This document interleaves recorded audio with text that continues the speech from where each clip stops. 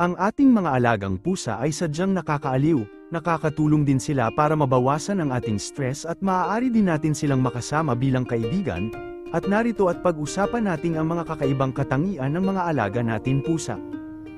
Unique nose prints. Tulad ng mga fingerprints ng tao, ang bawat print ng ilong ng pusa ay natatangi at walang kaparehas. Ito din ay may kanya-kanya pagkakaiba na meron lamang sa bawat isang pusa, madalas din itong mahalin tulad sa ating mga fingerprints.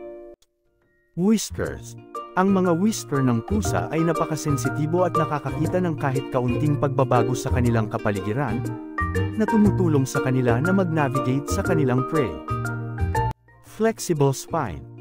Ang mga pusa ay may napaka-flexible na spine, na nagpapahintulot sa kanila na i-twist ang kanilang mga katawan sa hangin at bumagsak ng tama sa kanilang mga paa, isang kasanayang kilala bilang writing reflex. Nagagamit din nga mga pusa ang katangian na ito upang maiwasan nilang masugatan at masaktan kapag sila ay nahulog sa matataas na lugar.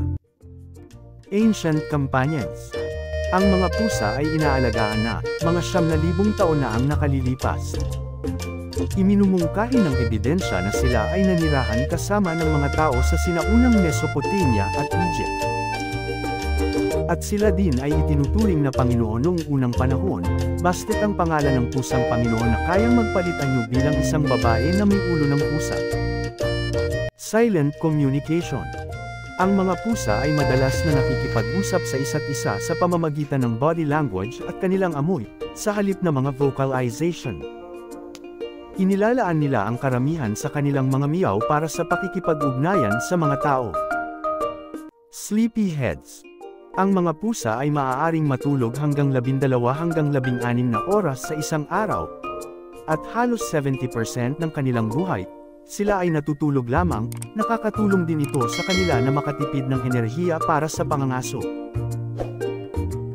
Superior night vision. Ang mga pusa ay may mahusay na night vision dahil sa mataas na bilang ng mga rod photoreceptor sa kanilang mga retina.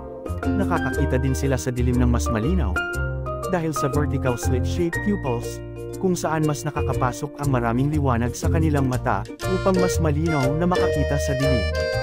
Ang kanilang night vision ay ginagamit din ng mga pusa sa panghuhuli ng kanilang mga prey. Purring.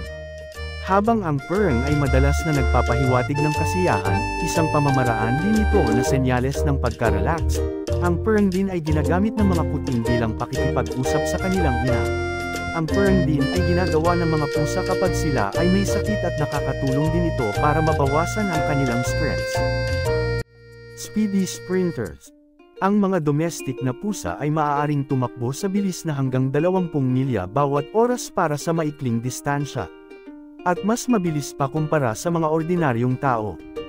Largest cat breed. Ang Maine Coon ay isa sa pinakamalaking inaalagaang lahi ng pusa. Ang mga lalaki ay tumitimbang ng higit sa 30 pounds o 13.6 na kilo, at may sukat na hanggang 40 pulgada o 101 centimeters ang haba. Communicative tails. Ang paggalaw ng buntot ng pusa ay nagbibigay ng maraming kahulugan sa kanilang mood. Halimbawa, ang nakataas na buntot ay nagpapahiwatig ng isang masayang pusa, habang ang kumikibot na buntot ay maaaring magpahiwatig ng pagkabalisa. Ang pagpalupot ng buntot ng pusa sa kanilang amo ay senyales din ng kanilang pagmamahal. Life expectancy. Ang mga pusa na naninirahan kasama ng mga tao ay maaring mabuhay ng mas mahaba kaysa sa wild na mga pusa, na may average lifespan na 12 hanggang 15 taon. Samantalang ang ilan sa mga wild na pusa ay maaaring mabuhay lamang hanggang 5 hanggang 10 taon, dahil sa mas mataas na panganib mula sa aksidente, predator, sakit, at iba pang panganib. Polydactyl cat. Ang ilang mga pusa ay ipinanganak na may sobrang mga daliri sa paa, isang kondisyon na tinatawag na polydactylism.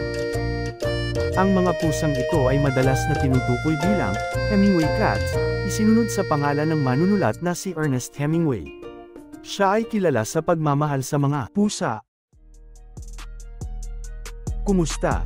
Sana ay may natutunan ka sa ating video.